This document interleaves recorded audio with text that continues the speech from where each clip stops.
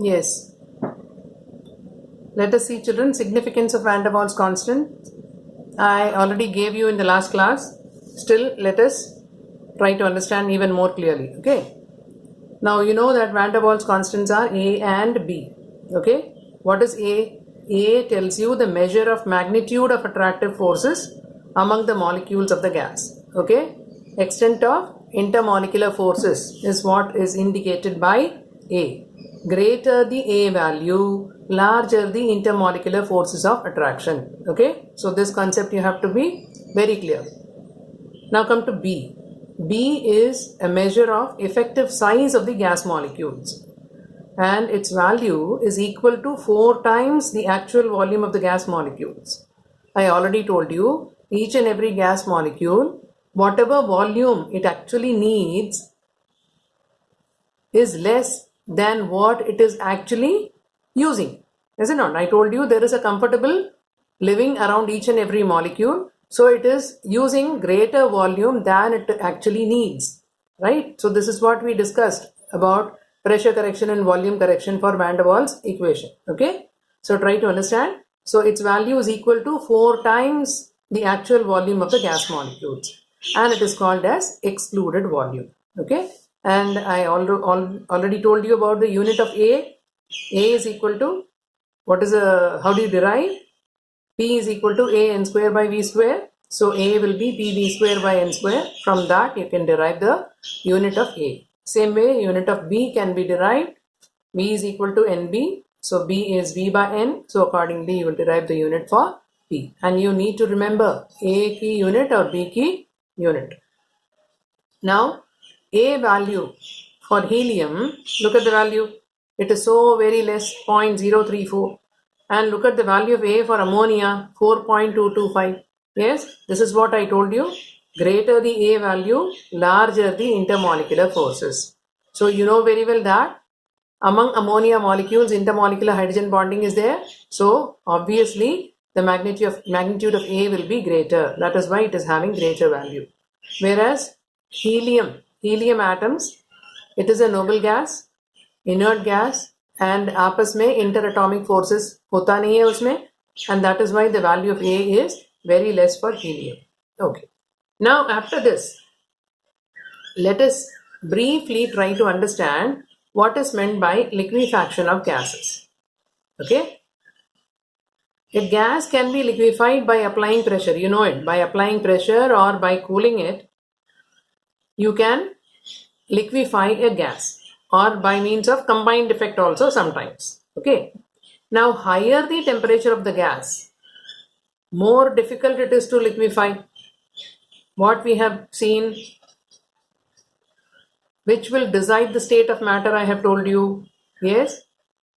If you have intermolecular forces, higher intermolecular forces will decide the matter to be either a liquid or a solid. Whereas if a particular substance is having greater thermal energy, then it will be in the form of a gas. Okay. Higher the thermal energy, state of matter is gas. Higher the intermolecular forces, the state of matter is either a liquid or a solid. Okay. Now higher the temperature of the gas, more difficult it is to liquefy, because it prefers to remain in the gas state. And higher is the pressure required. जितना higher temperature पे है, thermal energy उसका बहुत ज़्यादा है, तो उसको liquefy करना आसान नहीं है. It is difficult, and you need to apply more and more pressure to liquefy such a gas. Now say for example CO2. Now look at the temperatures that I have used: minus 50 degrees C, minus 30, minus 10, 10, 20, 30 and 30.98.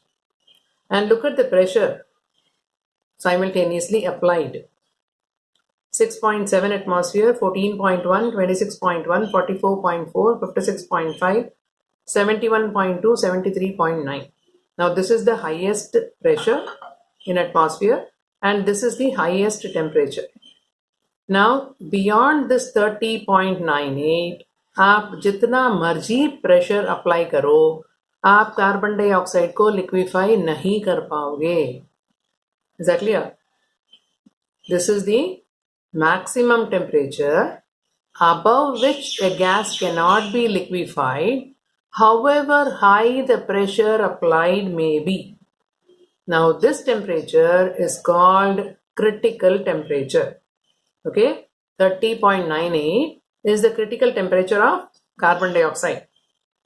Above this 30.98, carbon dioxide cannot be liquefied, however high the pressure applied may be. जितना मर्जी आप pressure apply करो, you will not be able to make the CO2 molecules come together, or you cannot compress it, and you cannot liquefy the gas. Now such a temperature is called critical temperature. Okay. Now look at the reading here. 30.98 पे कितना pressure apply किया? 73.9.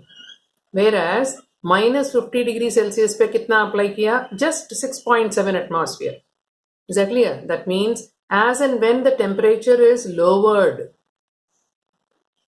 less and less pressure is applied to liquefy the gas. Is that clear? जब temperature कम करते जाओगे क्या होता है? Molecular movements जो है वो रिस्ट्रिक्ट हो जाते हैं. जब रेस्ट्रिक्ट हो जाते हैं उनको आपस में जोड़ना आसान हो जाता है. तो कम प्रेशर अप्लाई करने से भी उसको लिक्विफाई करना पॉसिबल है. समझ में आई? 30.98 is quite a high temperature. Now as you reduce the temperature, what you find, the pressure applied is also getting reduced. That means the gas can be liquefied by applying lesser and lesser and lesser pressure. Okay? और जितना कम temperature रखोगे उतना ही कम pressure लगेगा उसको liquefy करने में. ठीक है.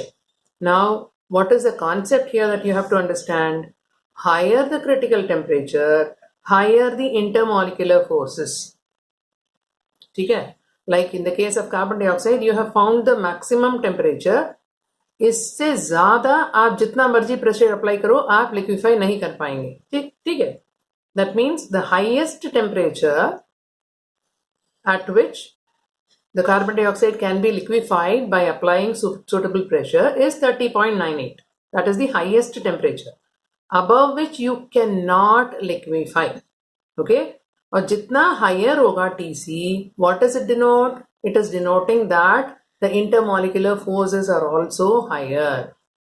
So higher the TC, higher the intermolecular forces, easier the liquefaction. जितना क्रिटिकल टेम्परेचर हाई होगा उतना ही इंटरमॉलिक्यूलर फोर्सेस ज्यादा होंगे उस मॉलिक्यूल के अंदर और उतना ही उसको लिक्विफाई करना आसान है. ठीक है. Now let me give you another example.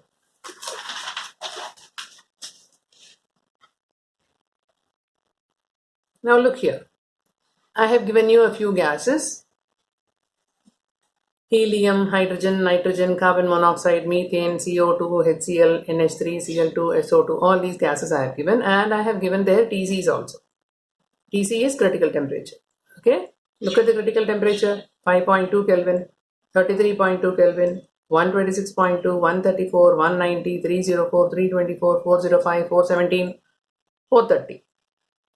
Which is having the highest critical temperature? SO2 is having the highest critical temperature. So which can be liquefied easily? SO2 can be liquefied easily. And look at the ease of liquefaction.